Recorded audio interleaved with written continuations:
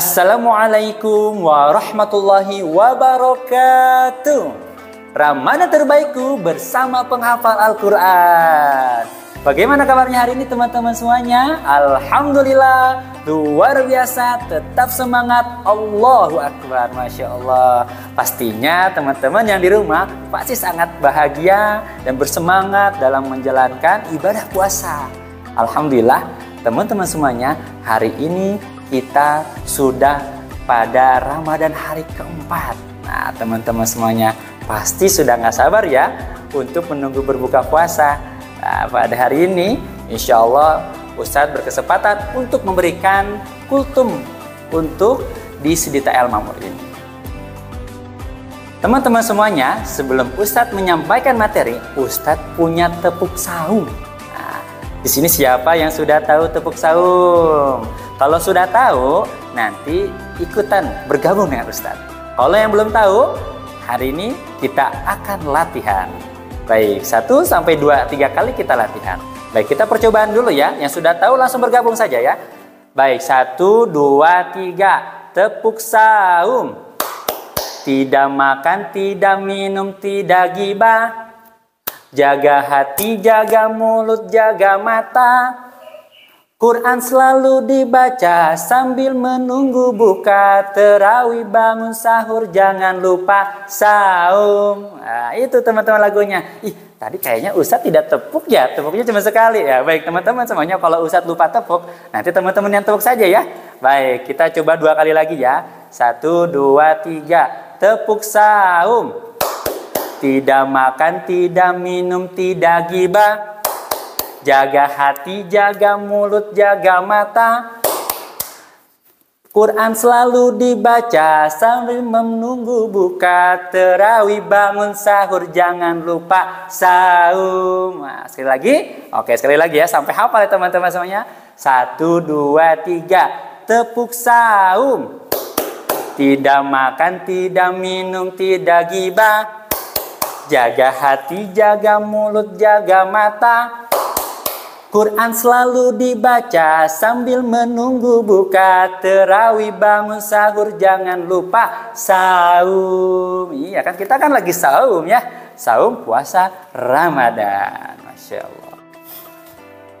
Teman-teman semuanya, para penghafal Quran, Ustadz ingin menyampaikan tentang kisah seorang imam, yaitu Imam Ahmad bin Hambal.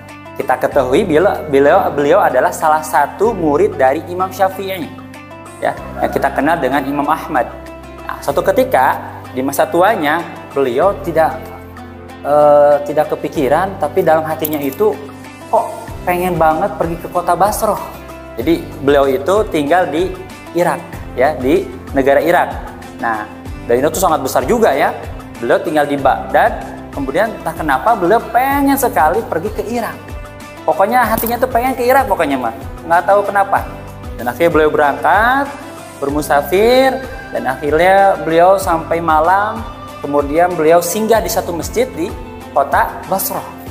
Ya.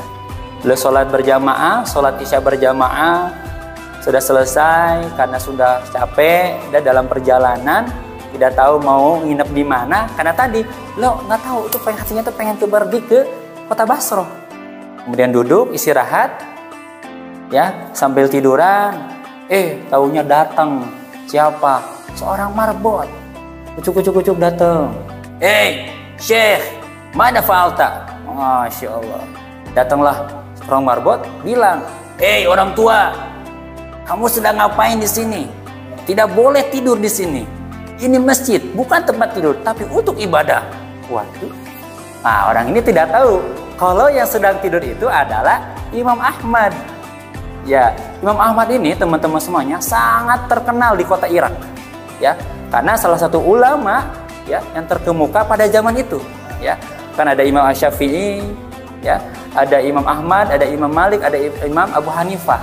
Nah, pada zaman ini ya, yaitu Imam Ahmad. Ya, di kota Irak ini sangat terkenal. Nah, tadi ya, Imam Ahmad ini adalah muridnya Imam Syafi'i. Nah, tapi walaupun terkenal, karena zaman itu belum ada foto, belum ada gambar ya, dan jarang juga yang lukis-lukisan kayak gitu ya. Jadi tahu namanya tapi tidak tahu wajahnya. Ya, akhirnya marbot ini, hei Syekh, pergi, tidak boleh tidur di sini. Masya Allah. Akhirnya didorong, keluarlah Imam Ahmad. Lalu istirahat di teras. Di teras masjid maksudnya ya. Kemudian tiduran, istirahat lagi. Datang lagi. Hei Syekh, ngapain di sini? Termasuk di teras masjid tidak boleh. Waduh, orang ini tidak tahu kalau ini itu Imam Ahmad. Akhirnya sampai didorong-dorong ke sana. Ya, ke sana. Kamu ya Syekh, orang tua tidak boleh tidur di sini. Sampai ke jalan. Akhirnya Imam Ahmad ketika itu di jalan, di samping masjid, di seberang masjid itu ada satu rumah yang kecil, tidak terlalu besar, ya. Dan rumah itu sekaligus pabrik roti. Ada satu orang pemuda, ya, seorang laki-laki yang sedang membuat roti di situ. Intinya rumahnya itu sekaligus pabrik roti. Ya, roti Arab gitulah, ya. Mungkin beda dengan roti di Indonesia. Saya tidak bisa gambarkan, kalau teman-teman ke Arab sana mungkin tahu, ya. Nah, kemudian ketika itu langsung dijamulah Imam Ahmad dan mengobrol dengan laki-laki itu dan teman-teman semuanya. Ada hal yang menarik yang terjadi pada laki-laki ini dan diperhatikan oleh Imam Ahmad. Tiada lain, tidaklah Imam Ahmad mengajak mengobrol kepada pemuda ini, kepada laki-laki ini, ya, kecuali beliau beristighfar. Jadi kalau misalnya tidak mengobrol, ya, tidak berbincang dengan Imam Ahmad, maka aktivitas yang dilakukannya adalah bekerja dan sambil beristighfar. Masya Allah. Jadi sambil membuat roti, adonan roti, memasukkan airnya, astagfirullahaladzim, astagfirullahaladzim, kemudian masukin terigunya, astagfirullahaladzim, kemudian masukin telur, ceplok, plok, astagfirullahaladzim, astagfirullahaladzim, Masya Allah. Dan sampai beres terus beristighfar. Ya, lidahnya dibasahi oleh istighfar. Lalu Imam Ahmad bertanya kepada orang itu, wahai pemuda, ya syabab, apa yang engkau dapatkan dari amalan engkau ini? Masya Allah. Tentunya teman-teman semuanya, ketika kita mengamalkan satu ibadah, ya, apalagi amalan itu dicontohkan oleh Rasulullah SAW, yakin dan yakin bahwasanya banyak akan yang kita akan dapatkan, keberkahannya banyak sekali. Maka Imam Ahmad bertanya, apa yang kau dapatkan dari amalan yang engkau telah lakukan selama ini? Apa yang dijawab oleh pemuda itu? Tidaklah semua cita-cita, impian, keinginannya kecuali Allah kabulkan semuanya. Jadi semua keinginannya Allah kabulkan. Masya Allah. Coba di sini siapa yang mau, ya? Teman-teman pengen mobil, ya, Allah berikan. Teman-teman pengen onta, Allah berikan. Mungkin waktu itu belum ada mobil, ya teman-teman. Pokoknya semua yang dia inginkan Allah kabulkan. Nah, maka di sini kita ketahui dalam Al-Quran surat At-Talaq, wa may yattaqillaha yaj'al lahu makhraja. Ini tentang bertakwa. Tentang pada istighfar pun ada hadisnya yang lain, ya, bima ma'nahu, ya. Intinya siapa saja yang berpanjang istighfar, dalam surat Nuh juga ada, faqultu astaghfiru rabbakum innahu kana ghaffara yursilis sama 'alaikum midrara wa yumditkum bi amwalin wa banina wa ja'al lakum jannatin wa ja'al lakum anhara. Allah akan melipat gandakan hartanya, anak-anaknya. Maka yursilis sama 'alaikum midrara. Allah akan menurunkan hujan, dan arti hujan di sini ada rezeki.